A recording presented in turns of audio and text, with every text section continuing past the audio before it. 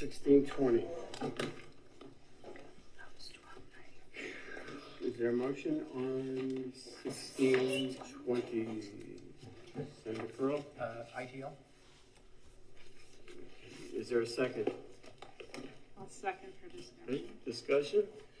Can I ask that you bring Director Wimsatt up? I think he has some information that might be valuable to the landfill bills that we have. Would you care to be up here? So 1620. And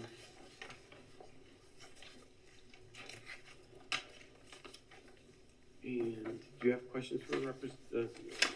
Well, I know in my previous conversations with Director Wimsatt, he had some information that he felt would just help us, guide us through the landfill bills that we have in front of us, and so I thought it would probably be beneficial if we had the opportunity to hear what he had to say. So I'm looking for the actual moving bill. I don't have it in my folder. Thank you. There it is. Welcome. Thank you, Mr. Chairman, members of the committee. For the record, my name is Mike Wimsatt. I serve as Director of the Waste Management Division for New Hampshire DES.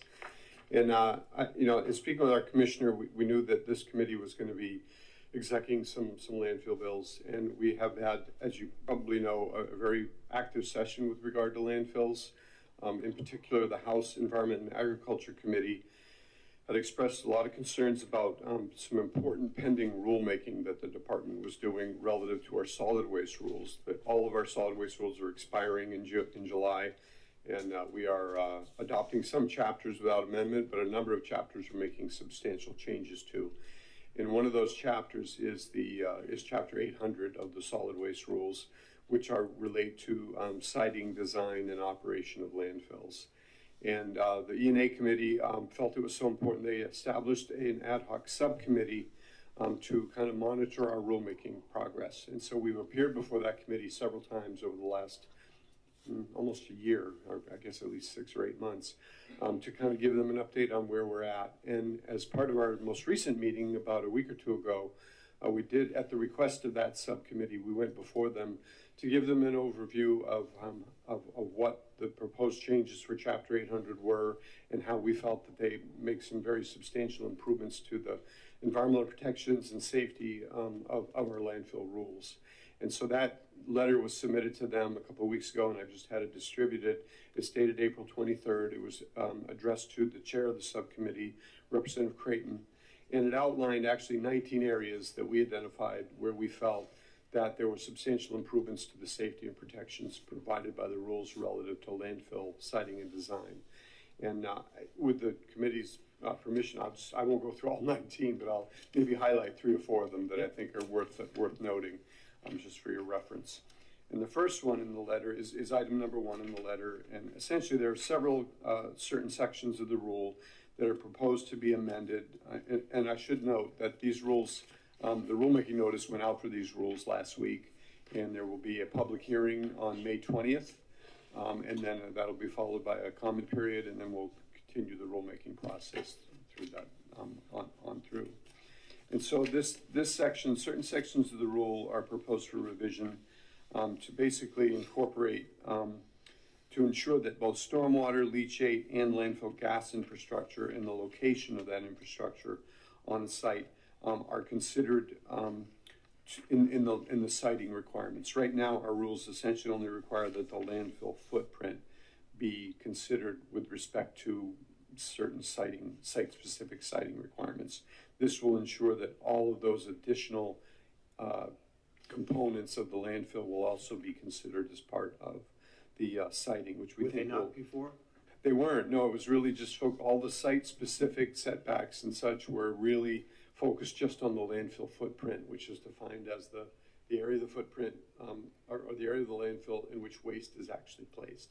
So these are tightening up the rules a little bit. Right. When you design and construct a landfill, you also have outside that landfill footprint leachate management and stormwater management and gas management systems. And so now all those systems will be included in when we review against the siting criteria. So we believe that that will improve the protection of groundwater, surface water, and other potential receptors around the landfill. The second area I'd highlight is number 2 on the letter, and that is we propose to amend the rule to require a minimum standard for the in-situ hydraulic conductivity of the soil located immediately beneath the landfill footprint. The existing rules don't have a minimum requirement for how porous the soils are, if you will. And this proposed change will improve protection of groundwater. And so already you don't need legislation to do that. You're already putting that forward, and it's tightening up again. It's making it that much more stringent. That's correct. With this rulemaking, that will be part of the rules and will be enforceable for all, applications for new landfills or expansion of existing landfills. And then a third area is we propose that. Let me see if I can maybe cover it. Oh, yeah. Basically, again, it's item 3 in the letter. And it would require that a landfill and all the associated infrastructure associated with stormwater, leachate, and landfill gas management would be sited such that a discharge or a spill or a leachate release or any other failure of the containment system would be detected, assessed, and remediation initiated prior to that contamination reaching any perennial water body. So there's been a lot of concern on the part of the legislature and the public about protection of surface waters and how we accomplish that in the rules. And this, we have a parallel requirement like this in the existing rules for groundwater, but it doesn't address specifically surface water. So this would strengthen it to say that those conditions need to be met, both with respect to protecting groundwater and protecting surface water. So if we have another season like last year, where we have excessive amount of water, this kind of addresses the surface water a little bit. Sure. Well, and that's a good segue to the next 2, and then I'll stop. So the next one, item 4, basically keeping with this concern about surface water setbacks, we're proposing to amend the rules to increase the distance between a landfill footprint and a perennial surface water body from 200 feet to 500 feet, with the exception of first and second order smaller perennial streams. And that distance will remain at 200 feet. So currently the rules have just a standard 200-foot minimum setback for all surface waters. This increases that for most surface waters. And then along those lines, with what you asked about with weather, there are several sections of the revised rules that would require that for the design of leachate management and stormwater systems, that consideration be given to the increased frequency and intensity of precipitation that we're now seeing. So in a number of locations, or number of places in the rule, instead of designing a stormwater system or a leachate management system, say the 25-year storm, we're designing it for the 50-year storm, or some similar provision that accomplishes the same thing. So basically, these rules are acknowledging that we are seeing frequently higher frequency and intensity of precipitation events, and amending the rules to make sure that we're designing and operating these facilities to accommodate for that. So passing a bill like this basically how does that affect the rulemaking process that you're already doing? So the purpose of discussing this is just to give you some background and understanding of what we're doing with the rules to improve the quality and protection of the rules. But in the context of this bill would propose to essentially put a moratorium on landfill permitting activities for a period of time. And, we've testified that we do have some concerns that it would delay permitting of any new facilities in such a way that it's possible that there could result in having a shortage of capacity available. So I'm not saying this is specifically directly related to that, but I think we felt coming here today, we thought it'd be helpful for you to understand what we are doing with respect to the existing landfill rules. So on the existing permitting process, these rules will still affect them as well? So that is a great question that is very specific to the individual circumstances of an application. Mm-hmm. And these rules, the schedule they're on, we're really hoping to have these rules in place by July 1, but for a variety of reasons, we're not quite going to make that. That doesn't create a crisis because we filed within the time frame that we did. The existing current rules remain in effect, and then we believe that we'll likely be going to the Joint Legislative Committee on Administrative Rules with a final proposal to make these rules final by August or September. That's where we think that will put us in terms of the schedule. The question about whether an application that may be before us right now would be subject to these rules is one that we will be engaging with the Department of Justice to find that out. I don't really have an answer for that this time. Yeah. Senator Pro with a question. Thank you. Thank you for bringing this in. Is it fair and reasonable to say that, I mean, you've done a great job on making some very needed and necessary changes in your rules, and I commend the department for that. Is it fair to say that many of these have been driven by a lot of the legislation that we have seen, and just to say that, you know, we understand that some of the communities and there's activists that are very concerned about what we had for rules, and is it fair to say that at least to some extent these rules are in a response to the areas that you've seen highlighted that are concerned? Absolutely. We got that a very similar question from the E&A subcommittee when we met with them last. And you know, what I've told them, I'll tell this committee that, you know, we've had a very robust discussion. These rules have been subjected to more pre-official. We're not, you know, we really just started the official rulemaking process when we filed the rulemaking notice, right? But we've been working on these rules for more than a year, and we've had, I think, more participation. We've had public meetings. We've had unofficial drafts that we circulated for comment and had comment periods on in the fall. So we've had a lot of involvement here, and everything we've been hearing from legislators, from the public, from the industry, has all really gone into our review of this. And, you know, much as you have a difficult job making decision on legislation, the agency has a difficult job deciding where it's going to land on rulemaking because it really affects things. And so I'm really proud to say we worked very hard. We've listened to everybody.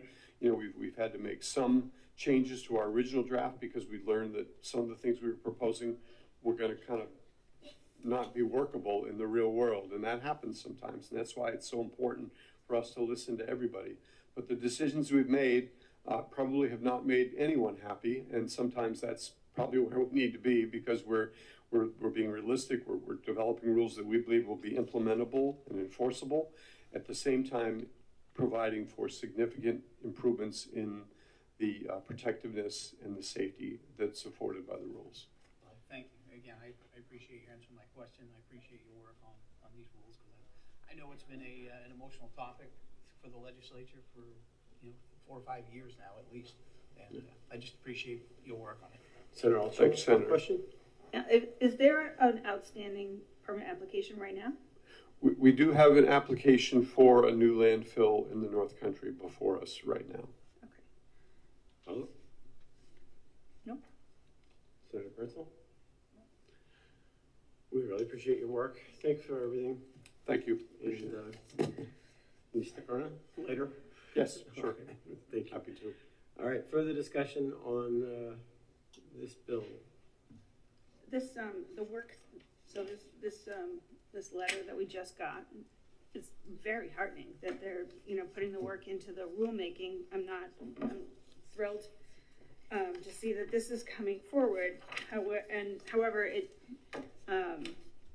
You're not thrilled that the rules are being coming? No, I didn't say anything about not being thrilled with the rules. The bill is just asking us to pump the brakes on siting new landfills till 2034. It wasn't asking us to,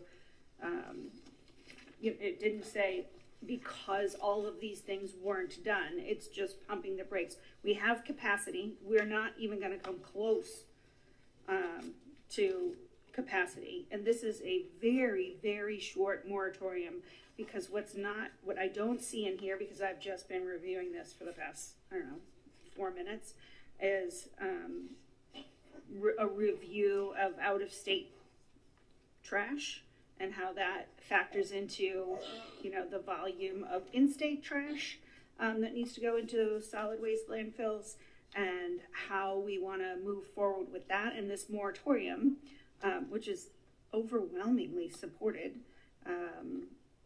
just gives us that opportunity to pump the brakes. It doesn't say never, it just says not right now, and we are okay.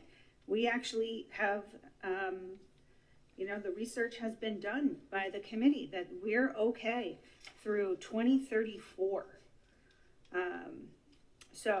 And this is only asking us to pump the brakes till 2028, so even giving a buffer. So I think that, it's worthy of just taking a break, getting the rules absolutely right, looking at what our future holds for solid waste coming into the state or what we're generating ourselves. So I would hope that we could pass this. Further discussion? Well, I'm going to say this. I have always been hesitant to put a moratorium on any of the on these solid waste facilities, simply for the reason I believe our department acts very responsibly. They do a good job. They take these applications very serious, and I think we have a demonstration of that in these new rules that they're putting forward. I believe that they've been responsive and they're listening.